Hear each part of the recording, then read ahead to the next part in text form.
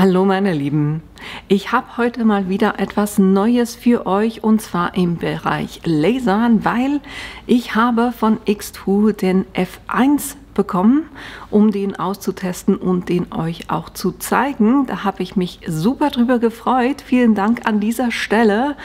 Warum ich jetzt den F1 unbedingt haben wollte, weil ich habe ja schon den M1 und den S1, aber ich sehe es ein bisschen so wie mit den Plottern. Es gibt nicht den einen richtigen für jede Person, sondern es ist individuell, je nachdem, was ich damit machen will, passt der eine besser zu mir als der andere. Und deshalb dachte ich mir, der F1, den wollte ich euch unbedingt zeigen, weil eben er gewisse Vorteile hat. Einerseits ist es natürlich, der braucht wesentlich weniger Platz, weil er ist auch kleiner, selbst mit dem Filter, der da dazu gehört. Das ist eines. Das andere ist, er ist portabel. Das heißt, ihr könntet den zum Beispiel auch eben an einen Marktstand mitnehmen und den in einem geschützten Bereich dann auch da individuelle Kundenwünsche gleich am Stand erledigen. Das dritte ist die Geschwindigkeit, weil ihr arbeitet da nicht mit der Y- und Z-Achse, sondern der arbeitet mit Spiegeln und dadurch, dass er nicht hin und her fahren muss, arbeitet der auch wesentlich schneller. Das ist ein Punkt. Ein weiteres Thema ist auch, dass ihr da auch eine Erweiterung zum Beispiel habt, so eine Schiene, wo er drauflaufen kann oder wo eure Gegenstände oder Rohlinge drauflaufen können, wo ihr die Arbeitsfläche zwar nicht in der Breite, aber in der Länge nochmal verlängern könnt oder auch Batches machen könnt, das heißt mehrere miteinander, das ist was. Und das andere ist, das geht natürlich auch, also der funktioniert auch mit dem Rotary Tool. Das so mal die ersten Vorteile, die ich sehe, und deshalb wollte ich euch den eben zeigen, weil es durchaus sein kann, dass das für den einen oder die eine oder andere durchaus eine bessere Option ist als jetzt eine größere Maschine. Ich werde eine kleine Serie machen, weil ich weiß bei dem Thema nie so genau, ob das wirklich alle interessiert, und deshalb versuche ich das immer so ein bisschen zusammenzufassen. Das heißt, ihr werdet jetzt über das Osterwochenende ein paar Videos von mir bekommen, damit wir mal so ein bisschen die Basis abgedeckt haben, aber den werde ich natürlich auch später immer wieder einsetzen, wenn ich gerade ein passendes Projekt dazu habe. Heute starten wir mal mit dem, was überhaupt in diesem Paket drin ist, und dann werde ich schon ein paar Sachen mal austesten, und da hat es ein Starter-Set mit drin und da werde ich quasi alles ausprobieren, außer die Metallsachen, weil die gucken wir uns dann morgen an. Das ist einer der Vorteile, den ich glaube ich gar nicht genannt habe. Wir haben beide Laser drin, das heißt einen 10 Watt Diode-Laser und den Infrarot-Laser. Die sind beide mit drin, und deshalb werde ich euch morgen so ein bisschen die Sachen zeigen für den Infrarot-Laser, und dann geht es dann weiter mit weiteren Themen. Aber nach dem Intro starten wir auch gleich mal und gucken uns an, was in der Box drin ist.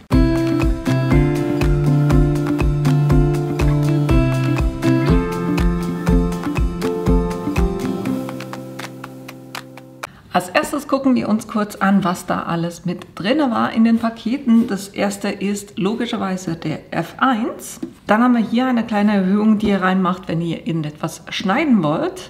Dann hat es ein Putztuch für die Linse mit dabei. Natürlich habt ihr auch das Benutzerhandbuch, natürlich auch in Deutsch.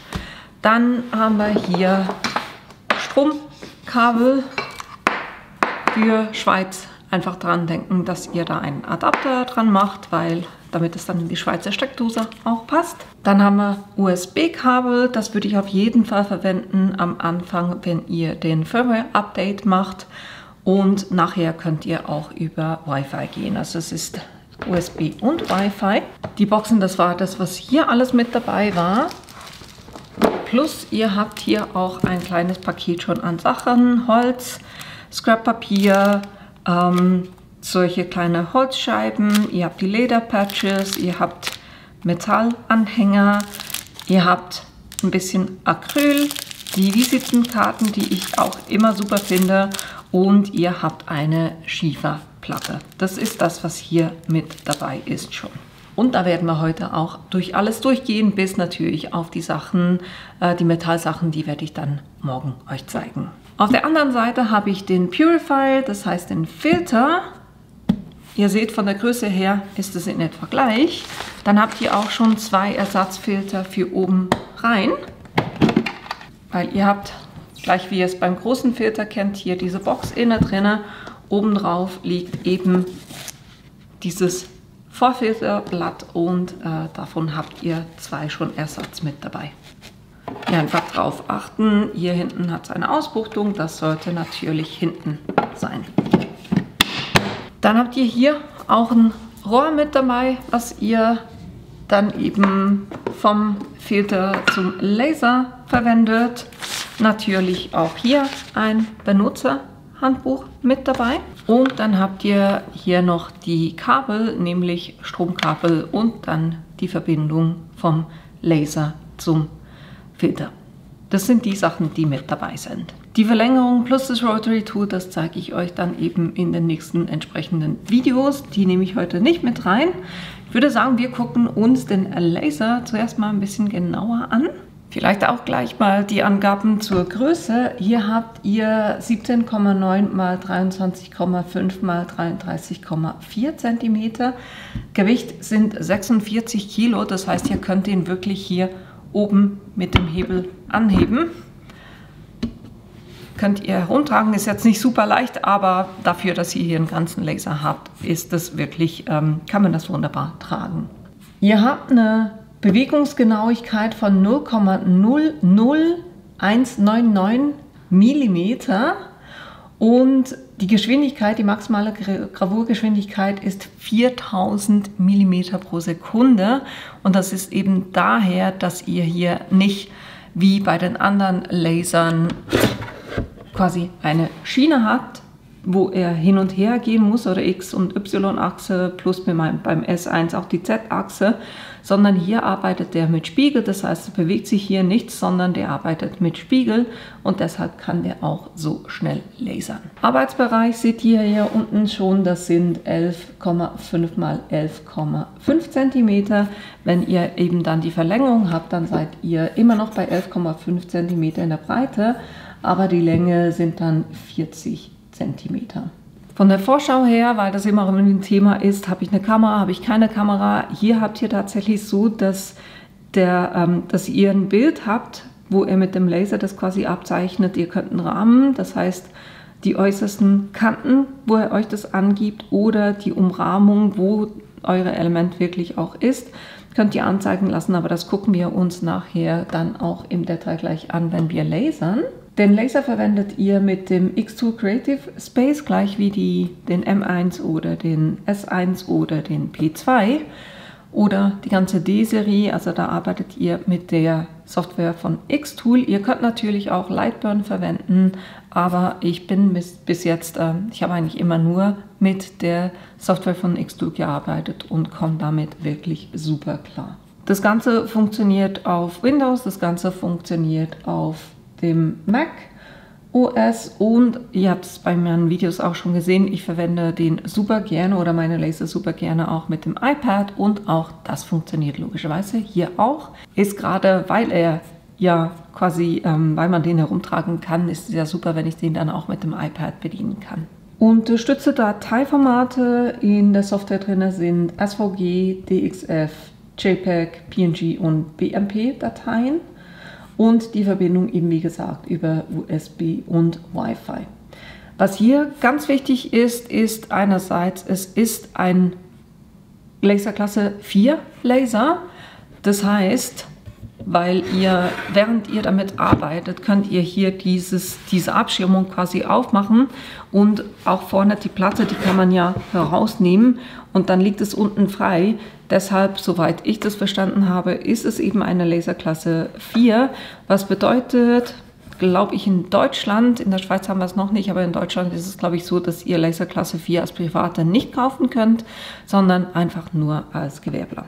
Das andere auch zum Schild zum Sagen, es hat eine Abschirmung, aber ich würde euch das wärmstens empfehlen, und das sagt eigentlich auch X-Tool, dass ihr, wenn ihr den Laser bedient, da auch eine Laserbrille trägt. Und da gibt es zum Beispiel die von Xtool selber, aber wenn ihr eine andere Brille haben wollt, dann müsstet ihr einfach drauf gucken, weil wir haben ja hier zwei Laser drin. Wir haben den 10 Watt blauen Laser, den Diode-Laser. Da müsstet ihr gucken, dass ihr eine Wellenlänge, also die Wellenlänge abdeckt. Das heißt, ich gucke da jeweils drauf, dass ich in etwas von 190 bis 540 Nanometer habe, dass diese Wellenlänge abdeckt. Und dann aber auch den Infrarot, der 1064 ist. Da gucke ich einfach drauf, dass ich 900 bis 1700 Nanometer habe. Beim Blauen ist es, glaube ich, ist es die Klasse OD6 und beim Infrarot ist es, glaube ich, OD4. Also, dass ihr da guckt, wenn ihr eine Brille habt, jetzt schon vom anderen Laser, für einen Diode-Laser zum Beispiel, das reicht nicht aus, sehr wahrscheinlich, wenn ihr dann nur das Spektrum vom Diode-Laser abdeckt. Ihr müsst eine haben, die dann auch das Infrarot-Spektrum abdeckt. Und ich weiß schon, es werden durchaus einige fragen, welche Brille ich empfehle, und ich kann euch wirklich keine Empfehlung geben, weil ich habe auch nicht die Messgeräte, um zu gucken, wie gut welche Brille ist. Von dem her, ja, kann ich das für euch nicht übernehmen, da müsst ihr wirklich euch selber schlau machen. Ich für mich habe einfach geguckt, dass ich nicht irgendeine Billigbrille nehme, sondern da halt schon von Marken, die dann auch etwas bekannter sind, wo ich ein besseres Gefühl dabei habe, dass das dann auch stimmt, was da dann in Lieferumfang drin beschrieben ist. Da sind wir auch schon ein bisschen beim Thema Sicherheit, eben Laserbrille tragen, wenn ihr lasert, natürlich, dass ihr beim Laser mit dabei bleibt und dass ihr von den Materialien her auch wirklich anguckt, was ihr da lasert. Es gibt Materialien, die dürft ihr nie lasern, und es gibt Materialien, die dürft ihr lasern, und dann gibt es Materialien, wo man nie ganz so sicher ist, zum Beispiel Leder. Ne? Wenn ich Leder, dem sehe ich das per se nicht an, wie das gegerbt wurde. Wenn das aber chemisch gegerbt wurde und nicht ein Wedgtan-Leder ist, dann habe ich ein Problem, weil dann entwickeln sich giftige Gase, die dann auch nicht durch den Filter quasi aufgenommen werden, sondern ja, die dann meine Gesundheit gefährden. Von dem her habe ich bis jetzt, und ich lasere eigentlich schon seit fast 2 Jahren jetzt, noch nie ein anderes Leder gelasert, außer das von Xtool, weil ich da einfach unsicher bin, was geht und was nicht geht. Ich würde auf jeden Fall gucken, wenn ihr Leder lasern wollt, dass ihr das Leder dann quasi auch oder die Stücke dann auch da bezieht, wo ihr einen Laserhersteller habt. Ja, da finde ich, seid ihr dann so ein bisschen auf der sicheren Seite, weil die ja auch nicht Sachen dann verkaufen können, die nicht fürs Lasern geeignet sind. Weiterer Sicherheitspunkt, ihr habt hier drüben einen roten Knopf. Wenn der gedrückt ist, dann läuft der Laser nicht. Und dann muss man den drehen, dann kommt er wieder raus. So könnt ihr lasern, und falls irgendetwas ist, einfach drücken und dann schaltet sich das Ganze ab. Aber wenn ihr jetzt alles eingeschaltet habt und irgendwie trotzdem es nicht funktioniert, guckt euch mal diesen Knopf an. Den müsst ihr ganz einfach drehen, damit er nach außen kommt. Ja, das hier wäre ein wichtiges Element. Dann auf der anderen Seite habt ihr hier ein Rad. Damit, das seht ihr dann nachher auch, könnt ihr, es gibt so 2 Punkte, die ihr dann sehen werdet, und damit fokussiert ihr das Ganze auch. Und ja, das verwenden wir hier zum Fokussieren. Dann habt ihr hier auch den Anschluss für den PC oder bei mir jetzt eben das iPad, weil ich weiter heute mit dem iPad arbeiten. Und hier auf der Seite habt ihr auch schon eine Beschreibung, was die Farben bedeuten, wenn der Knopf leuchtet, dass ihr da auch schon Anhaltspunkte habt. Genau. Hier habt ihr den Ablufffilter, dann den Ein- und Ausschaltknopf, dann den Stromanschluss. Ein bisschen gucken, dass ich auch dazu sehe. Dann habt ihr den Anschluss für an den Filter, plus hier ein USB-Stick. Der muss drin sein, damit ihr damit arbeiten könnt. Das ist quasi euer Sicherheitsschlüssel. Dann hier vorne könnt ihr eben die Abdeckung auf und zu machen. Wenn das so ein bisschen ruckelt und nicht sauber fährt, könnt ihr da auch vom Schmierfett, was ihr mit dabei habt, in diese Rinnen geben, damit das wieder ein bisschen besser läuft. Hier unten drinne ist quasi der Laser, und ihr habt hier auch eine Schutzkappe drauf, die ihr mit Vorteil vor dem Lasern ablöst, ne? Wäre wichtig.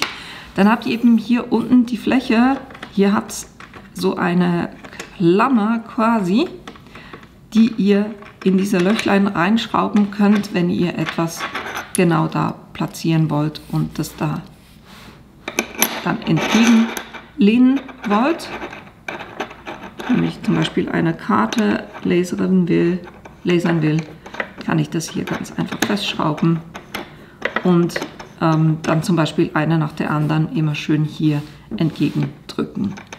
Das ist was ihr machen könnt.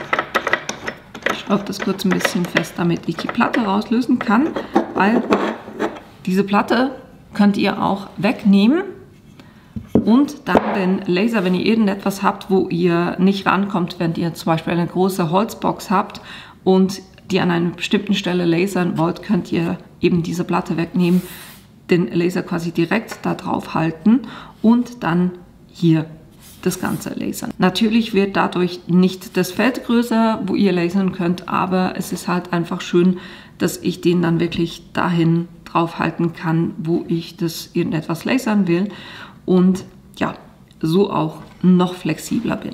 Wie gesagt, wenn ihr das nicht braucht, könnt ihr das abschrauben. Dann haben wir dieses Element hier, was ihr drauflegen könnt. Das ist dann, wenn ihr zum Beispiel Holz oder Acryl schneiden wollt, dass ihr da eine weniger große Auflagefläche habt. Und hier auch noch, ihr habt es vielleicht auch schon bemerkt, ne, es gibt keinen Air Assist, das heißt keine zusätzliche Luft, die da drauf geblasen wird. Jo, das ist ein bisschen ein Unterschied auch zu den größeren Lasern.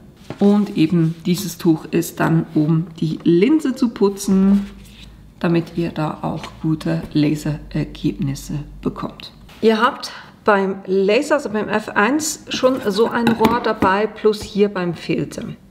Weil das Thema ist, ihr seht hier auch zwei quasi Ein-Ausgänge. Hier oben macht ihr das Rohr rein, was vom F1 kommt, und wenn ihr dann immer noch zusätzlich gerne die Luft aus dem Fenster zum Beispiel rauslassen wollt, dann könnt ihr hier unten das zweite Rohr anschließen und das dann quasi eben zum Fenster rausleiten. Das ist wieder so ein flexibles Rohr. Dann habt ihr hier hinten den Anschluss für zum F1. Ihr habt den Stromanschluss, ein Ausschalter, plus hier habt ihr ein Max Minimal.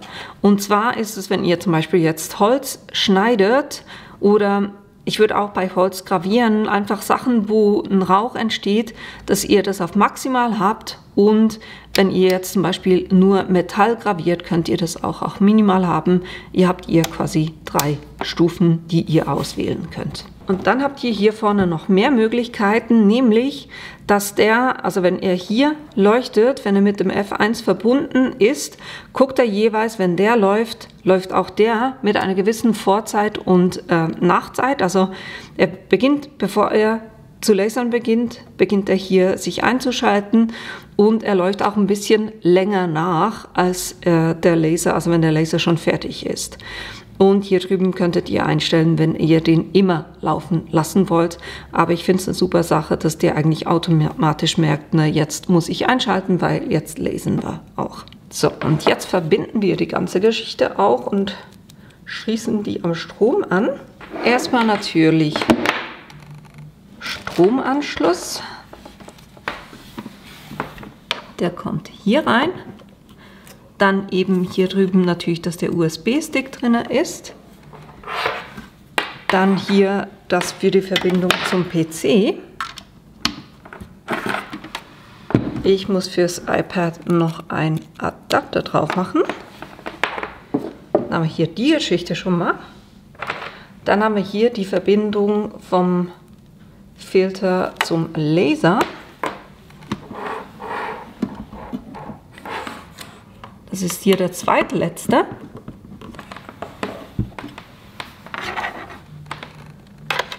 Und hier steht auch F1 drauf. Dann haben wir hier natürlich auch das Stromkabel. Und dann müssen wir hier das Rohr eben auch noch dran machen, Das heißt hier auf der Seite drauf stülpen.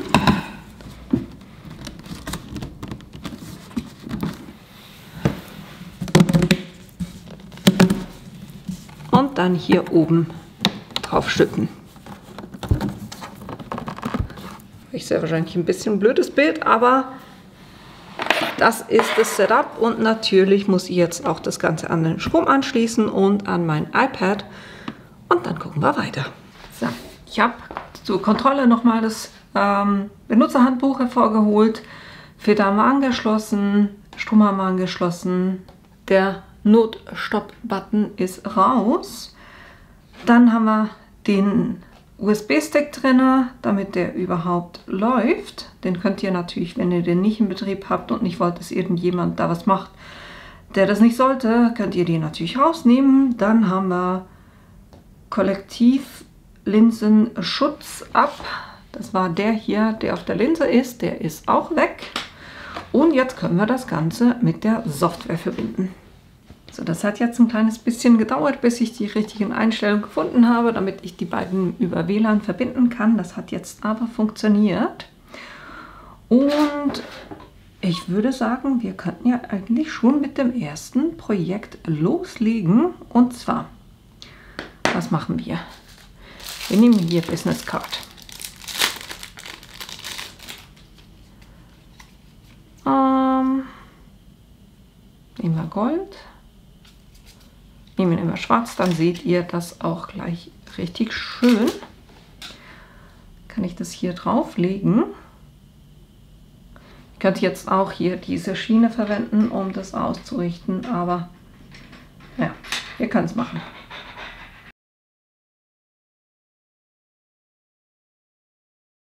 Kann ich dann auch gleich noch ein goldiges machen. Und jetzt seht ihr hier, dass es zwei Punkte hat, einen blauen und einen roten. Und jetzt muss ich eben hier oben so drehen, bis die beiden Punkte schön übereinander liegen. Ha, genau.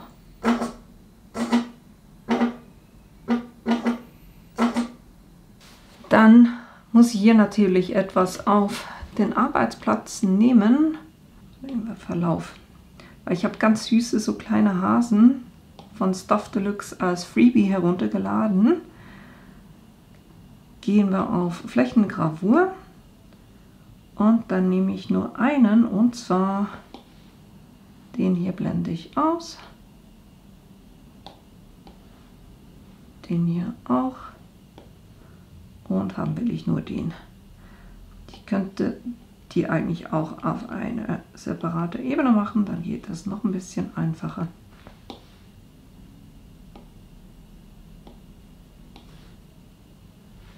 Dann weiß ich, dass ich den hier haben möchte. Jetzt passe ich den deiner Größe noch ein bisschen an und sage dem, er darf von der Höhe her eine 80 sein.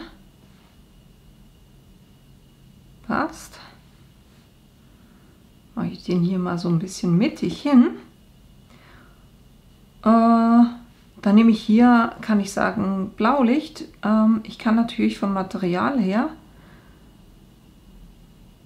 nehme ich jetzt einfach Business Card. Jetzt mache ich mal Rahmen abfahren. Und dann zeigt er mir den Rahmen an, wo das liegen müsste.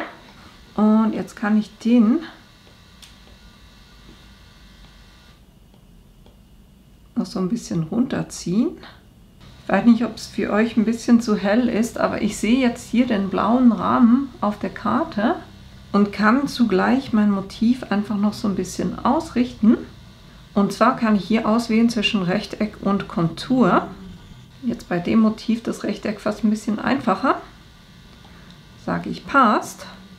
Von der Leistung her haben wir hier 100, Geschwindigkeit 400, ein Durchgang, Linien pro Sekunde 160.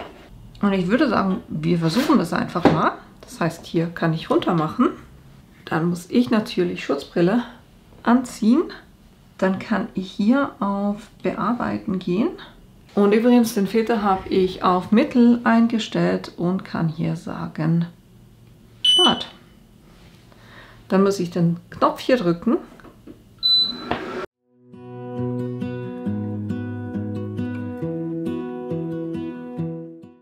Und der ist schon mal fertig.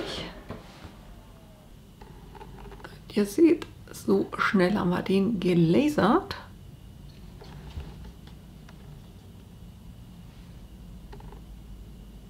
Mache ich das gleiche natürlich auch noch gleich mit Gold.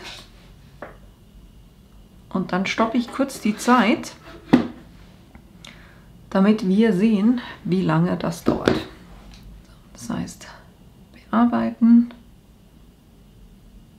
Start und dann presse ich Start, sobald ich den Knopf gedrückt habe. Zeit 1,39 und hier haben wir den zweiten Hasen. Also so schnell könnt ihr solche Karten gravieren. So, als nächstes habe ich hier so einen kleinen Hasen und da möchte ich gerne den ganz einfach, was machen wir da? Aber das, nee, wir nehmen hier ein Stück Holz und da ich einen Teil davon ausschneiden will, brauche ich hier die Auflage.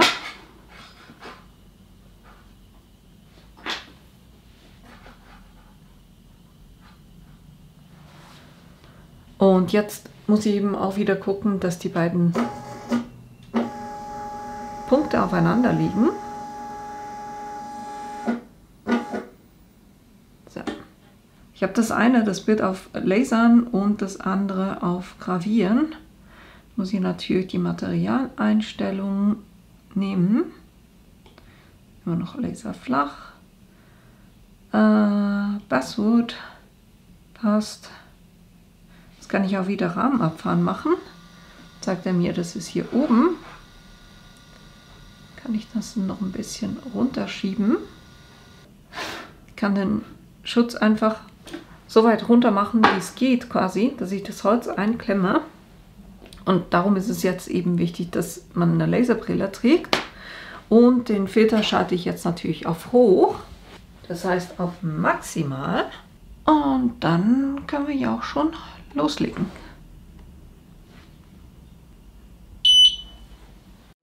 I lose my breath whenever I see you. You stole my heart, what is it that you do? My life was great till you added colors. Like the moon needs the sun, we don't care about the others. You set my world on fire. You're my heart's desire.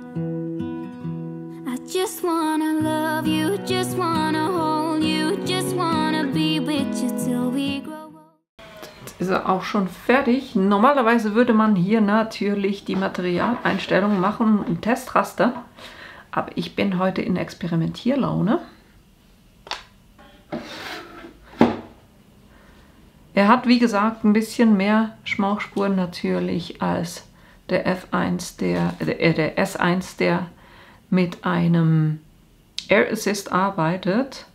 Aber wenn euch das stört, könnt ihr da jeweils auch noch so ein bisschen mit Schleifpapier drüber. Ich finde schon, der ist auch super süß geworden. Ränder natürlich schwarz, das ist immer so, aber ihr seht da auf der Rückseite auch so ein bisschen Schmauchspuren. Und es ist wirklich vom Geruch her jetzt, nicht, der hat geschnitten zusätzlich zum Gravieren. Es geht wirklich vom Geruch her absolut, also ich finde, den kann man wirklich gut mit dem Filter drinnen laufen lassen. Jetzt hatten wir Holz, die Karten. Ich hätte eigentlich Lust, den auch noch auf den Coaster zu machen. Aber da machen wir noch ein bisschen was dazu und das Offset können wir rausnehmen.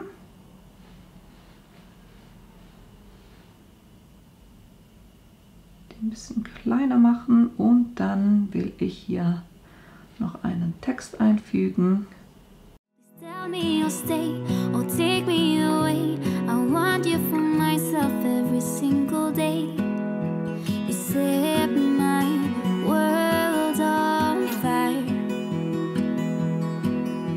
You set my... Jetzt gucke ich mir kurz den Coaster an. Der ist teilweise so ein bisschen angebrochen. Das heißt, ich gehe hier nicht über 8. Ja, machen wir 8 mal 8, nicht größer. Das heißt, ich gebe hier kurz hinten eine Form ein und sage der Form, sie ist 80 mal 80.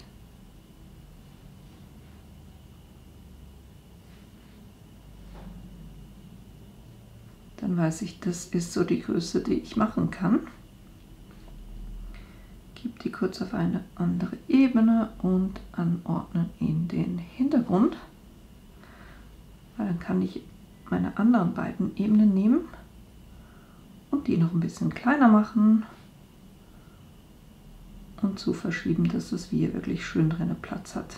So, kann ich das ausblenden, respektive die Ebene auf Ignorieren setzen.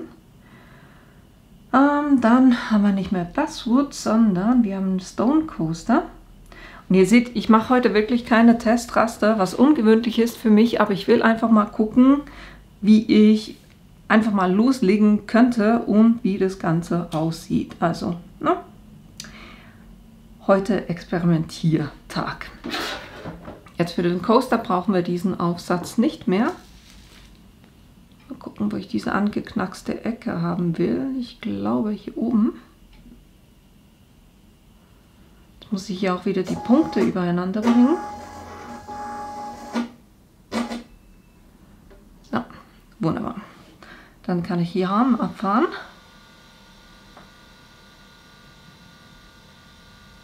Hier hätte ich das gerne. Wunderbar. Rahmen abfahren, stoppen. Und dann können wir sagen, bearbeiten. Und dann auch so starten und den Knopf drücken. Und schon ist er fertig. Ich hätte den invertieren müssen.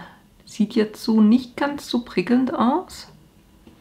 Ich mache jetzt kurz noch einen mit invertieren, weil da kann ja Laser nichts dafür, wenn ich nicht weiß, wie man ein Design gestaltet. Ne? Genau. So. Versuchen wir das mal. Am Abfahren.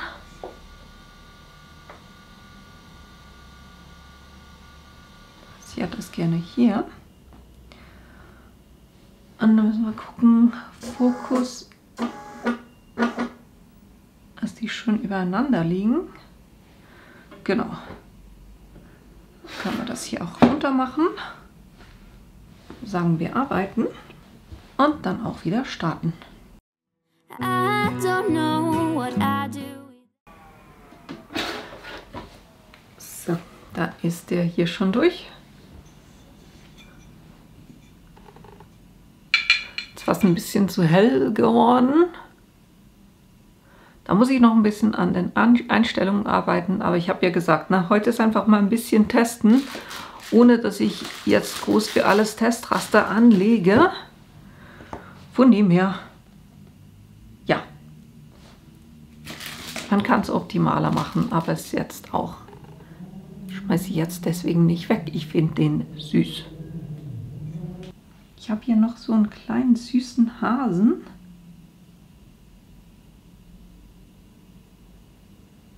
Mal gucken, ob ich den Schriftzug schräg drüber mache. Weil ich will jetzt den Coaster hier machen oder dieses runde Holzstück.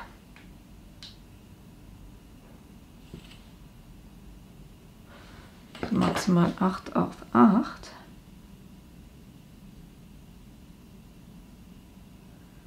Ihr könnt das mal ausprobieren, wie das aussieht.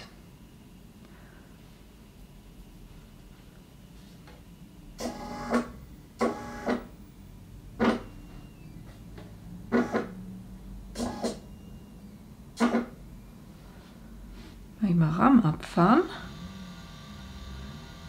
und diesmal Kontur.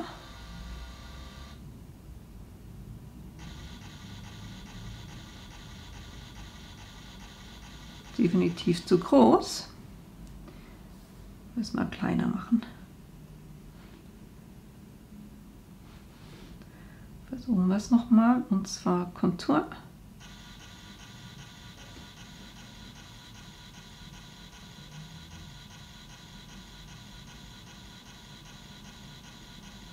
So sollte das eigentlich funktionieren. Ja, gut, machen wir. Diesmal nicht Stone Coaster, sondern Wood Coaster. Kann ich sagen, wir arbeiten. Starten. Und da ich jetzt wieder mit Holz arbeite, habe ich den Filter wieder ganz hoch gestellt.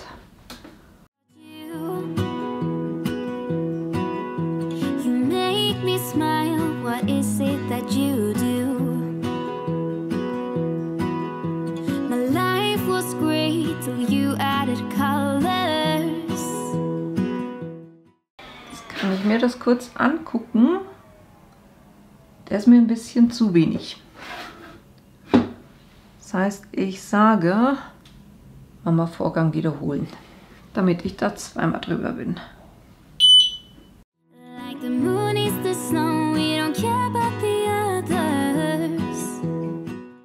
Gucken wir noch mal rein. Ja, wunderbar.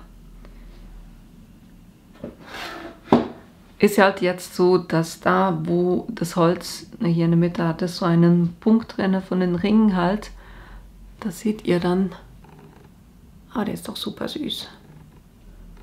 Und die Schrift ist jetzt auch wirklich tief drin. Und ich finde die Detailgenauigkeit von den Sachen, die da drauf sind, finde ich extrem cool. Das waren diese Wood Coasters. So, jetzt haben wir noch Acryl, das wir noch nicht angeguckt haben. Plus ein Scratch auf Papier. So, da habe ich einen Schriftzug und übrigens die ganzen Dateien, bis auf die hier. Das war das Freebie von Stuff Deluxe. Aber der Rest ist alles von Creative Fabrica. Und da will ich hier sowas ausprobieren. Mit so einem Papier habe ich bisher noch nicht gearbeitet, von dem her bin ich mal gespannt. Natürlich die beiden Punkte aufeinander bringen oder übereinander bringen. Kann man mal einen Rahmenabfahren machen. Passt so. Jetzt haben wir nicht Wood Coaster, sondern Art Scratch Paper. Würde ich sagen, dass es das ist. Genau. Klappe runter. Bei dem habe ich den Filter ein bisschen tiefer eingeschaltet. Kann man auf Bearbeiten gehen. Starten. Und starten.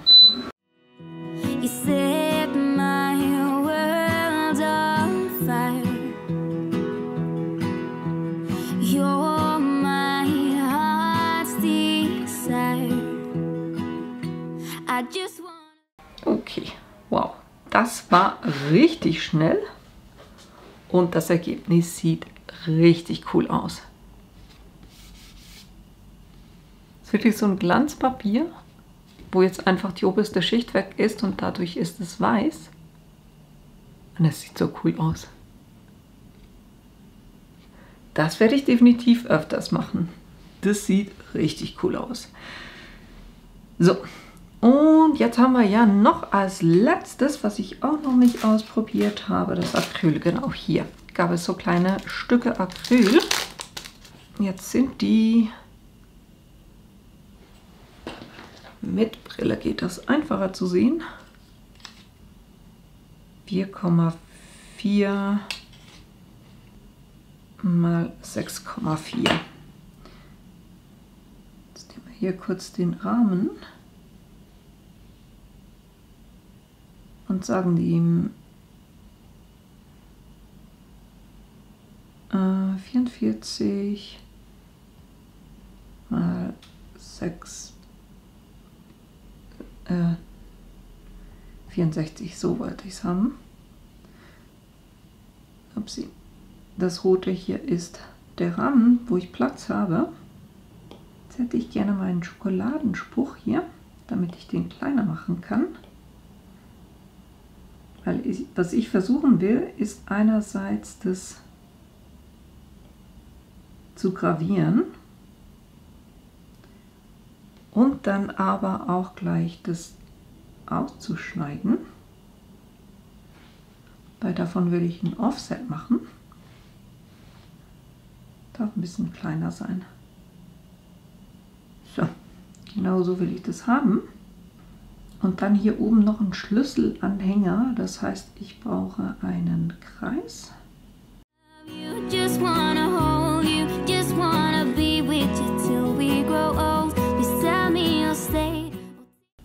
Machen wir den hin.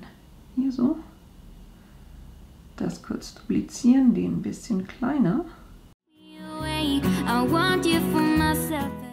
Und den äußeren Kreis will ich mit dem Offset kombinieren und die beiden markieren und das kleine hier, upsie, das war das Falsche, klein hier möchte ich wegschneiden, genauso.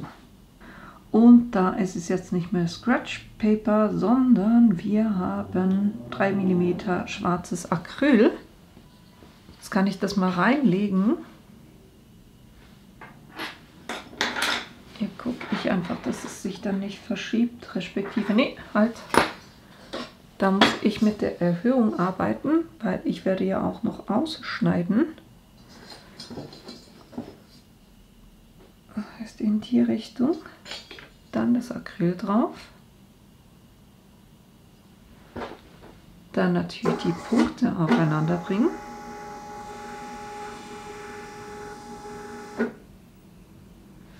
Genau. Dann Rahmen abfahren. Und zwar die Kontur.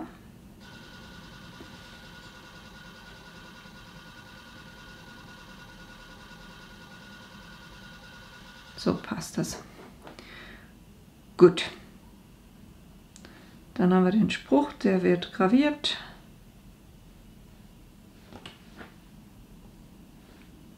Flächengravur. Hier nimmt ihr jetzt das Infrarot. Okay. Und fürs Rote auch Infrarot. Das ist ein bisschen komisch. Weil mit dem Infrarot kann er nicht schneiden. Moment. Schwarzes Acryl. Mal gucken. Ich lasse den jetzt mal, wir sind heute am Experimentieren, ich lasse den mal so machen, wie er das Gefühl hat, dass es richtig ist. Und die Gravur ist auf Infrarot 90-200. Okay. Würde sagen, so passt das. Den Filter wieder hoch. Bei Acryl riecht dann schon ein bisschen, wenn er da schneidet. Dann kann ich sagen, bearbeiten und sagen Start. Dann sollte jetzt zuerst lasern und dann ausschneiden.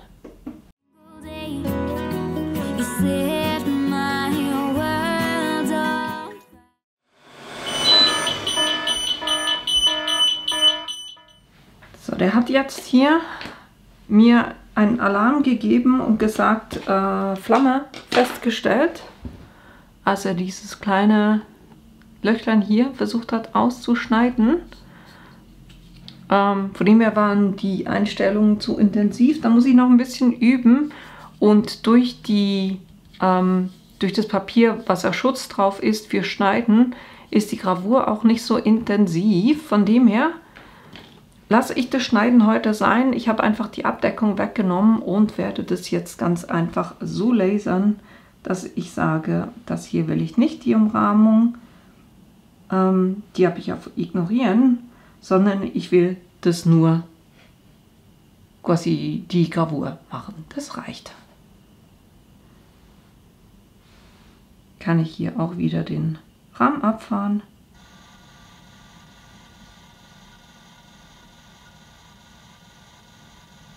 Da sehe ich gerade gar nichts.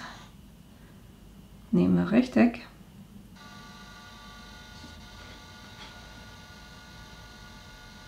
Das müsste so sein. Da mal Leistung 90, Geschwindigkeit 200. Ich würde sagen, wir probieren das mal mit den Einstellungen. Das heißt, ich gehe hier auf Bearbeiten. Genau. Und dann lassen wir das einfach gravieren.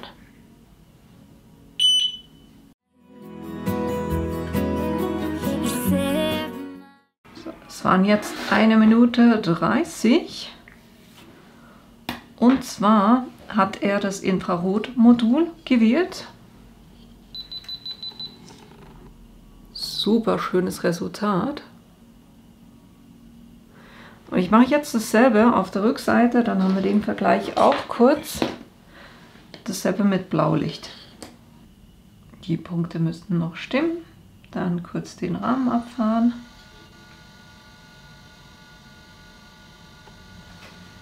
So. Rahmen abfahren, stoppen. Klappe zu, bearbeiten. Und den lassen wir kurz machen. Das war 1 Minute 35. Aber das hat der Unterschied zwischen dem Infrarot und dem Diode. Das heißt, das hier ist dunkler und es geht auch wirklich rein ins Acryl. Und hier ist es ganz einfach quasi die obere Schicht gelasert. Und ich finde dieses Ergebnis mit dem Infrarotmodul, finde ich zum Gravieren auf Acryl, finde ich wesentlich schöner.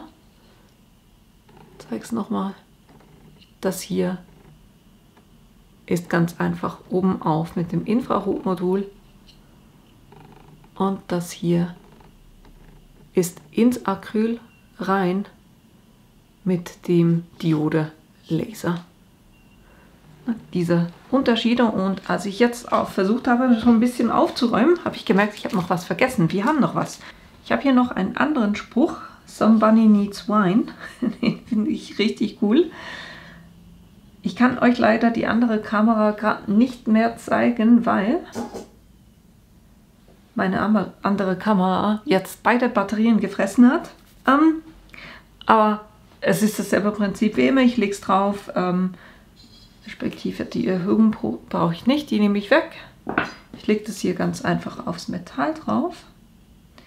Dann den Fokus legen. Das heißt, die bringen einfach die beiden Punkte übereinander. Dann kann ich hier kurz mit Rahmen abfahren, gucken, Kontur, wie das aussieht. Ich habe das Gefühl, das passt so da, wo ich das habe. Und bei dem nehme ich den Filter, habe ich auch runtergedreht. Der braucht bei dem in der Regel nicht so viel. Jetzt müssen wir hier natürlich wieder umstellen, und zwar Silver Black Letter. Ich habe das Gefühl, das ist das. Kann man kurz auf mehr gehen. Hier sagen Leder verwenden. Nehmen wir das. Können wir hier kurz gucken, was er da eingestellt hat. Blaulicht 70, 500, 120. Gut. Gucken wir, wie das wird. Sage bearbeiten. Dann starten und loslegen. Wunderbar. 48 Sekunden. Das ist echt der Wahnsinn. Wie schnell das geht, dadurch, dass der sich nicht mehr auf der X- und Y-Achse bewegen muss, ist wirklich der Wahnsinn. Und das waren jetzt auch schon meine ersten Tests mit dem F1. Wo hatten wir gestartet? Hier die Visitenkarten. Auf dunkel natürlich sieht es ein bisschen besser aus, wenn man es eben invertiert. Hat super funktioniert, vor allem super schnell. Jetzt weiß ich die Reihenfolge nicht mehr. Ich glaube, nachher waren wir beim Holz. Den finde ich einfach super schnuggelig. graviert plus geschnitten. Hat wunderbar funktioniert. Hier einfach, es ist so, weil der keinen Air Assist hat, kann das ein bisschen Schmauchspuren geben. Aber die könnt ihr auch so ein bisschen wegfeilen. Aber hier, na, das ist 3 mm, glaube ich. Na, müsste das sein. Genau. Das ist ein 3 mm Holz. Absolut easy geschnitten. Dann hatten wir hier den Wood Coaster. Den finde ich wirklich super süß. Und eben hier habt ihr gesehen, wenn mir das Ergebnis noch nicht gepasst hat, habe ich es einfach genau da liegen lassen und bin nochmal drüber. Das ist eine extrem coole Sache. Dann waren wir bei den normalen Coasters. Und der erste versucht eben, wo ich es nicht invertiert habe, und der zweite dann, wo ich es invertiert habe. Ist beides noch nicht ganz optimal, also sowieso bei ihm weiß auf schwarz sieht anders aus als schwarz auf weiß. Von dem her muss ich da mit den Einstellungen noch ein bisschen spielen. Das. Dann hatten wir hier das Scratch Paper. Das finde ich richtig, richtig cool.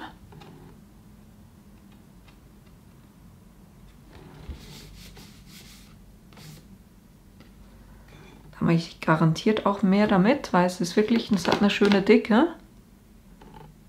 Und einfach eine Beschichtung, und die Beschichtung wird abgetragen und dadurch habt ihr eben, dann kommt das Weiß hervor.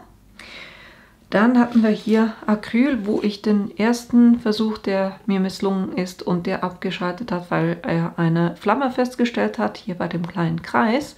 Das heißt, da muss ich noch ein bisschen an den Einstellungen arbeiten und auch das Gravieren durch das Masking Tape hat auch nicht so gut funktioniert. Und dann der Versuch, nur zu gravieren, hier mit dem Infrarot-Modul. Und das Ergebnis finde ich schon richtig, richtig cool. Und dann die andere Seite mit dem Diode-Laser, mit dem 10 Watt, wo es dann weniger hell ist, sondern mehr reingeht. Aber bekommt man sicher, wenn man da mit den Einstellungen noch ein bisschen spielt und das weniger tief macht, wird das bestimmt auch noch so ein bisschen heller. Aber hier Infrarot. Ist ein bisschen vorgegriffen, weil eigentlich habe ich gesagt, ich mache die Infrarot-Sachen morgen, aber er hat sich selber entschieden, dass er gerne Infrarot machen möchte. Von dem her haben wir ihn gelassen. Und dann hier die Lederpatches, wo eben Silber drunter liegt und dann quasi die oberste Schicht weggelasert wird und dadurch das Silber hervorkommt. Und die Patches haben dann auf der Rückseite so einen 3M Kleber, wenn man es dann wegnehmen kann.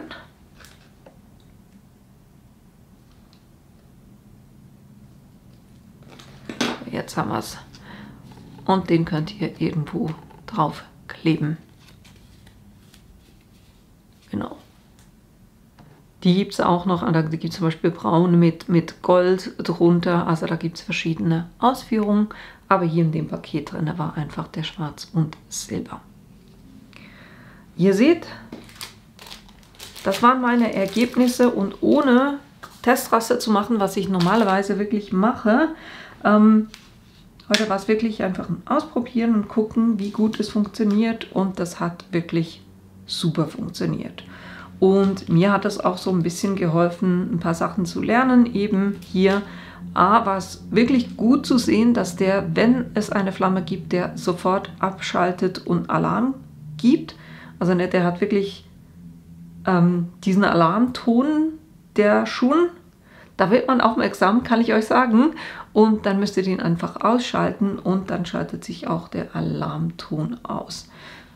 Also war nachher keine Flamme mehr, aber sehr wahrscheinlich ganz kurz, und das hat gereicht. Aber dafür ist das ja da, also dass er wirklich das auch feststellt. Von dem her war das super. Jo, genau, eben beim Holz versuche ich dann eher so ein bisschen da noch was zu finden, dass ich mehrere Durchgänge mache, damit ich nicht so Schmauchspuren habe. Aber das hilft schon mal so ein bisschen, den Laser zu verstehen, zu gucken, was er macht mit den Standardeinstellungen. Und jetzt kann ich dann hingehen und mit allen Materialien, mit denen ich normalerweise arbeite, da Testraster zu erstellen. Weil das ist hier zum Beispiel, das sind solche Testraster, wo ich gucke, beim Gravieren, welche Einstellungen sind die besten, beim Schneiden, welche Einstellungen sind die besten, und dann eben bei solchen Patches ist es dann auch unterschiedlich, je nachdem wie ihr lasert, bekommt ihr andere Farbbilder oder andere Ergebnisse. Von dem her macht das wirklich Sinn, dass man jeweils Testraster macht, damit man die besten Ergebnisse herausfindet. Aber eben wie gesagt, ich habe es heute einfach so mal probiert. Ich hoffe, das war schon mal hilfreich für euch, dass ihr da schon mal einen ersten Eindruck bekommen habt. Ich bin, glaube ich, schockverliebt in diesen Laser, weil es echt für kleine Sachen so dermaßen schnell geht und einfach geht. Ja, wir gucken uns morgen, wie gesagt, die ganzen Metalle an, damit ihr da auch mal ein bisschen seht, wie gut das funktioniert, weil gerade für solche kleine Teile brauche ich einfach nicht einen S1 Laser, der ist viel zu groß dafür, und da finde ich dafür den F1 wirklich super, aber eben das gucken wir uns morgen an. Das war schon mal für heute für euch. Ich hoffe, es war hilfreich, das Video hat euch gefallen und dass ich euch morgen in meinem nächsten Video wiedersehe. Bis bald! I just wanna love you, just wanna hold you, just wanna be with you till we grow up.